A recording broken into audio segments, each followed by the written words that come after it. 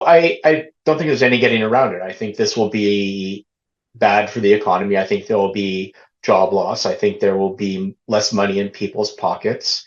I think it will be on the order of a regular recession. U of T economics professor Peter Morrow says among the worst hit will be the auto industry. There's not really an American auto industry and a Canadian auto industry. There's just one auto industry that spans across the border. And what people need to understand is that anytime a part crosses the border, a tariff will be included on it. This compounds the cost of each vehicle, with TD Economics estimating the average car will cost $3,000 more. Also bracing for impact are small businesses, many of which are still holding on to debt from the pandemic. CFIB's Corinne Paulman explains. They're already doing not great.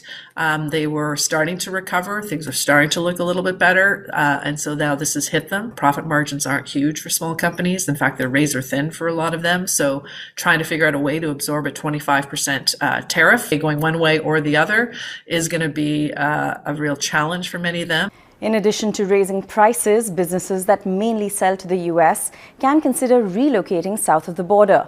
Others may have to let people go to survive. CFIB is also advising businesses to explore a pivot to the European Union or Pacific countries with which Canada has free trade agreements.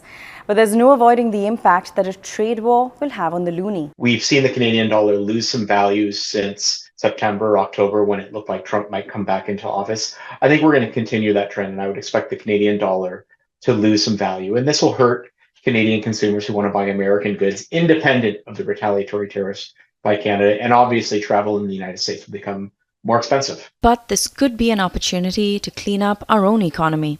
Things like internal trade barriers, things like reducing certain taxes and potentially trying to tackle some of the massive amounts of regulatory burden that is afflicting Canadian companies. So this is an opportunity as well to start doing some of those things. Nivrita Ganguly, Global News, Toronto.